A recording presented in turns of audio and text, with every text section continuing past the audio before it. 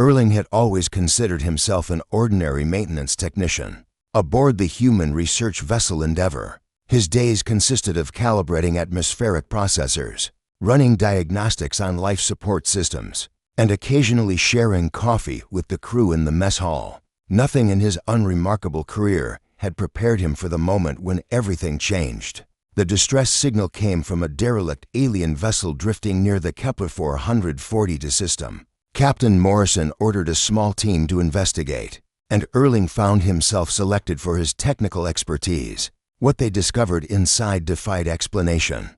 The ship's interior was a labyrinth of crystalline structures that pulsed with bioluminescent light. At its center, they found her Emily, or at least that's what the translation matrix rendered her name as. She was humanoid but distinctly alien, with skin that shimmered like mother of pearl and eyes that held entire galaxies within them. Emily was the last survivor of the Vershani, an ancient race that had once seeded consciousness across 100 worlds. She lay in a stasis pod, her vital signs fluctuating dangerously. While the rest of the team debated protocol, Erling acted on instinct. He interfaced his diagnostic tool with the pod's failing systems and manually stabilized her condition. The moment his device connected with hers, everything changed. Emily's eyes snapped open, locking onto Erling with an intensity that froze him in place. She reached out with a slender hand, touching his temple. Warmth flooded through him, and suddenly he heard her voice not in his ears, but resonating directly in his mind. "You are ours now," she whispered, her physical lips curving into a gentle smile. Erling stumbled backward, overwhelmed by the sensation. The other team members raised their weapons, but Emily made no aggressive move. She simply stood, her gaze never leaving Erling, and spoke in flawless English. "Do not fear. The bond is formed. He saved me, and by the ancient laws of my people, our essences are now intertwined." Back aboard the Endeavour, the medical team ran every scan imaginable. They found something extraordinary. Erling's neural patterns had fundamentally changed. New pathways had formed, creating connections that human neuroscience couldn't explain. More disturbing, his DNA showed markers that matched Emily's genetic signature. "What did you do to me?" Erling demanded during one of their supervised meetings. Emily tilted her head, an expression of sadness crossing her features. "I did not choose this any more than you did. When a Vershani is saved from death, a resonance bond forms with the savior. It is not romantic, not parasitic. It is something your language lacks words for. We are echoes of each other now." Over the following weeks, Erling began to understand. He could sense Emily's emotions like phantom sensations: her loneliness, her grief for her extinct people, her curiosity about humanity. In return, she experienced his thoughts, his memories, his very human fears and hopes. The bond grew stronger. Erling found himself knowing things he shouldn't: the mathematical principles behind Vershani technology, the locations of ancient star maps, the philosophical concepts of species long dead. Emily, in turn, absorbed human culture through him: Shakespeare and Bach, the history of Earth's struggles and triumphs, the peculiar human capacity for both violence and compassion.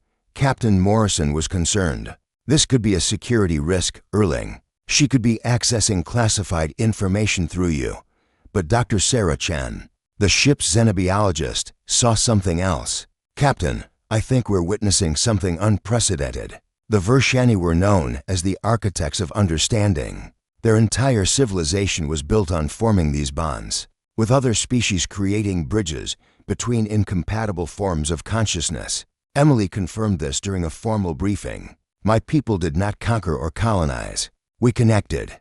Through bonds like the one Erling and I share, we helped species understand each other, prevented wars, facilitated cooperation across the galaxy. I am the last, but through him, the purpose of my people can continue." Erling struggled with the implications. His life was no longer entirely his own, yet he didn't feel violated. Instead, he felt expanded. When he looked at problems now, he saw solutions from two perspectives. When he felt despair, Emily's ancient patience steadied him. When she experienced the crushing weight of being the last of her kind, his human stubbornness and hope for tomorrow kept her from surrendering to grief. The turning point came during a crisis.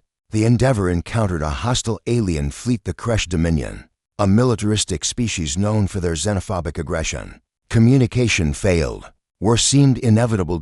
Emily touched Erling's hand. We can bridge the gap. Your humanity, my heritage, together, we can make them understand. What happened next would be recorded in human history books for centuries. Erling and Emily, working as one, created a communication matrix that translated not just words, but intentions and emotions. For the first time, humans and the Kresh truly understood each other's perspectives. The Kresh weren't monsters, they were terrified. Their homeworld had been destroyed by an unknown force, and their aggression was born from trauma and fear of extinction. Humans weren't invaders, they were explorers seeking connection and knowledge. The bond between Erling and Emily had done what diplomatic channels could not. It had created genuine understanding. As peace talks began, Erling finally understood what Emily had meant that first day. "You are ours now" wasn't a claim of ownership, it was an invitation to belonging. He belonged to something greater than himself, a legacy of connection and understanding that transcended species. Emily smiled at him, her otherworldly eyes warm with gratitude. "You saved more than just me that day, Erling. You saved what my people stood for. Through you, through us, the Vershani live on." Erling nodded, feeling the weight and wonder of their shared existence. He was still human, still himself, but he was also something more. He was a bridge between worlds, a living testament to the possibility of unity across the stars. And in the vast loneliness of space, that meant everything.